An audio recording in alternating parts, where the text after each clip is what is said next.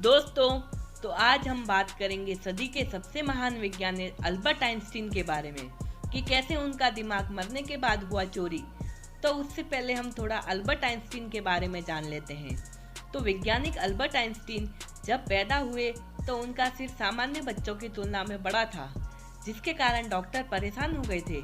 उस जमाने में मेडिकल साइंस इतना डेवलप नहीं था कि इस बड़े सिर का कारण जाना जा सके, इसलिए आइंस्टीन को डॉक्टर ने एक एबनॉर्मल बच्चा समझ लिया।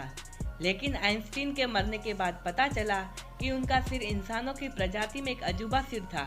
अल्बर्ट आइंस्टीन का जन्म 14 मार्च 1879 को तत्कालीन जर्मन साम्राज्य के उल्म शहर में रहने वाले एक यहूदी परिवार में हुआ था। उल्म आज जर्मनी के बाडेन राज्य में पड़ता है। आइंस्टाइन बचपन से शर्मीले बच्चों में शामिल हो गए थे। बहुत बड़ी उम्र तक वे बोलते भी नहीं थे। उनके माँ बाप उनके न बोलने से बहुत परेशान थे।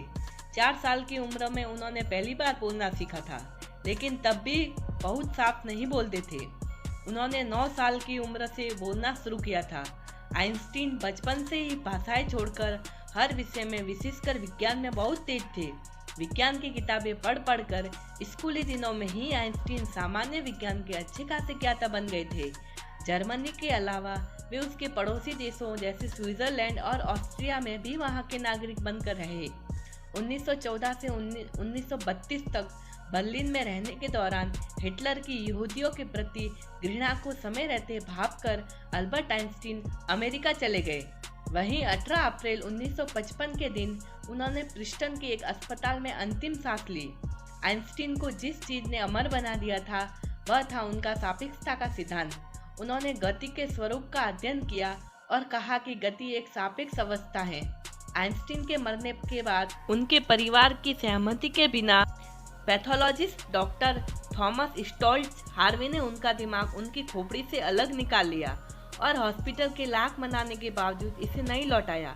करीब 20 सालों तक इसे ऐसे ही रखा, क्योंकि अल्बर्ट आइंस्टीन की आखिरी इच्छा थी कि मरने के बाद उनके शरीर पर कोई रिसर्च न हो, इसलिए उनके दिमाग की रिसर्च के लिए अनुमति नहीं थी।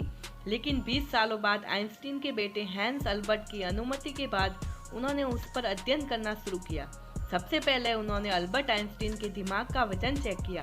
उनके दिमाग का वजन 1230 ग्राम था, जो कि एक नॉर्मल इंसान के दिमाग से कम था।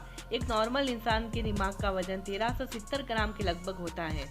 और आपको ये जानकर हैरानी होगी कि आइंस्टीन के दिमाग के 240 टुकड़े कर थॉमस डॉक्टर हार्वे ने उसे अलग अलग वैज्ञानिकों के पास अध्ययन के लिए भेजा। उन्हें इसके लिए हॉस्पिटल से भी निकाल दिया गया था। लेकिन इसी अध्ययन से पता चला कि साधारण लोगों के दिमाग की तुलना में आइंस्टीन के दिमाग में एक असाधारण सेल संरचना थी। इसी कारण आइंस्टीन का दिमाग बहुत असाधारण सोचता था। उनका दिमाग आज भी फिलाडेल्फिया के मटर संग्रहालय में रखा गया है और उनकी आंखें आज भी एक बंद बक्से में न्यूयॉर्क में रखी गई है। दोस्तों, कैसा लगा आपको ये अल्बर्ट आइंस्टीन का फैक्ट जानकर? अगर आपको वीडियो अच्छी लगी हो तो कमेंट बॉक्स में ज़रूर बताएं और ऐसे ही मज़ेदार फैक्ट जानने के लिए हमारे चैनल को ज़रूर सब्सक्राइब करें। तो आपसे मिलते हैं नेक्स्ट वीडियो में। धन्यवाद।